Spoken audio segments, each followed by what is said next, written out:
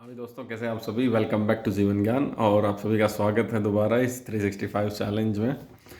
तो आज के लेसन में हम लोग ये बात करेंगे और कई वीडियोस में ये बात मैं कर चुका हूँ कि everyone is right eight their own place, everyone has their own perspective और हर कोई अपनी जगह पे ठीक है।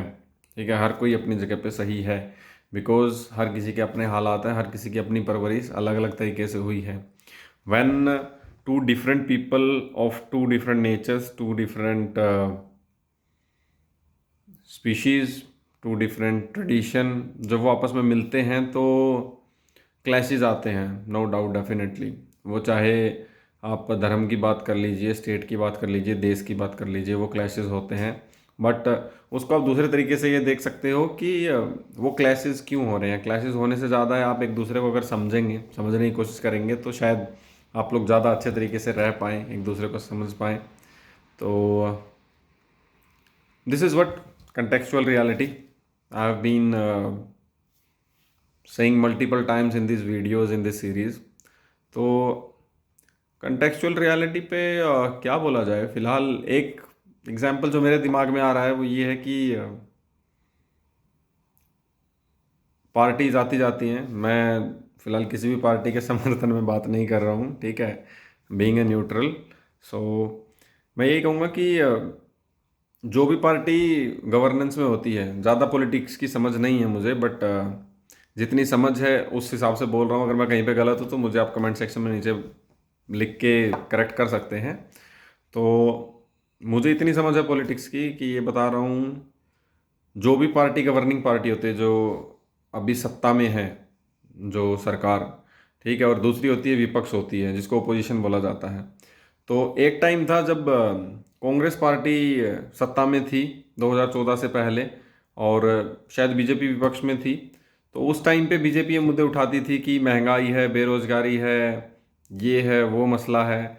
आज जब तख्ता पलट हो गया है, बीजेपी सरकार आ गई है पावर में, यूपीए ओपोजिशन में है, तो अब वो बातें वो फिर चलते रह रही हैं। अब वो बोलने लगे हैं कि ये महंगाई ज़्यादा हो गई है, बेरोज़गारी बढ़ रही है।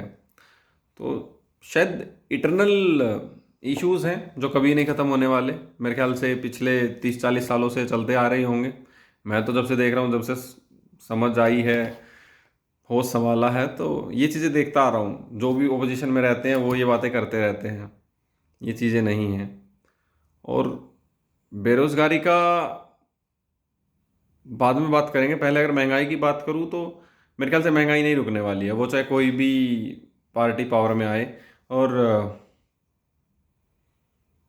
समय के साथ चीज़ें महंगी होंगी, आप लोगों की क्या बोलते हैं वो, खरीदने की पावर बढ़ती है, your earning capacity is increasing, so do you go and buy more. आप ज़्यादा चीज़ें खरीदेंगे तो उनके रेट भी, भाव भी बढ़ेंगे, है ना। तो सप्लाई डिमांड का खेल है। और दूसरी बात जहाँ तक रही बेरोज़गारी वाली, तो मैं अपने आसपास देख रहा हूँ, ठीक है, बचपन से ही देख रहा हूँ कि एम्प्लॉयमेंट इशू नहीं है, एम्प्लॉयबिलिटी इशू है।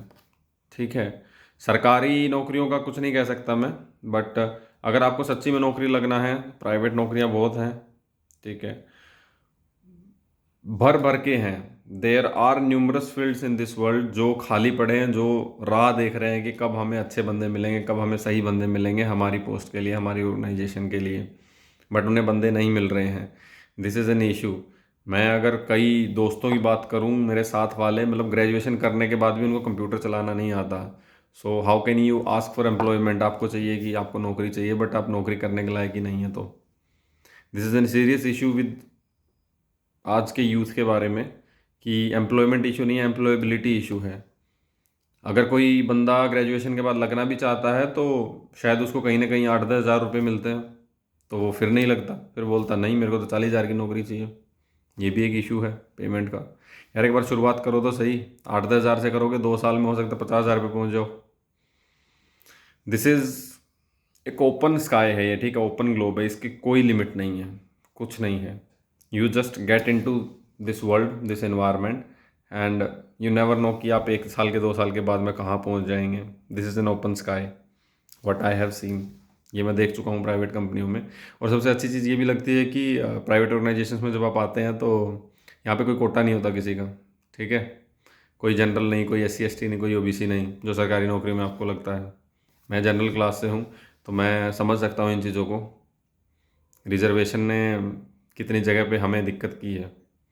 तो ये भी एक ऑप्शन है कि I love private jobs. Definitely मैं भी उनमें से था कभी जो सरकारी नौकरियों की तैयारी करता था, बट इट्स ओके। कुछ चीज़ें हुई, कुछ चीज़ों से निकला मैं, जिनकी वजह से सरकारी नौकरी में नहीं जा पाया।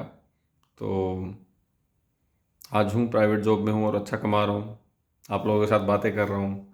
अच्छा माइंडसेट खुला है, जो मेन थिंग है, मेन चीज़ है। मैं शायद इस चीज़ को ज़्यादा ही ब्रॉड में ले गया हूँ, तो इसके ऊपर फिर किसी रोज़ बात करेंगे। आज के लिए बस यही है कि छोटा सा कंटेक्चुअल रियलिटी ये चीज़ समझिएगा कि हर कोई अपनी जगह पे सही है, और कुछ चीज़ें चलती रहेंगी, हमेशा के लिए चलती रहेंगी, वो चीज़ें नहीं बदलने वाली हैं। बस ये है कि कुछ नमूने इस चीज़ को हथियार बना के एक दूसरे को लड़वा देते हैं। और आप लोगों से यही गुजारिश है कि इसको ढाल बना के एक दूसरे की रक्षा करो, सुरक्षा करो। Protect each others. That's how you protect the human mankind. So this is a small life lesson for today. इस पे अगर आपकी कोई राय है, कुछ सलाह है, तो जरूर मुझे कमेंट सेक्शन में नीचे बताइएगा, और जुड़े रहिएगा डेली वीडियोस के लिए। Till then stay happy, stay healthy, no sorrow, until tomorrow. जय हिंद, जय भारत, भारत माता की जय।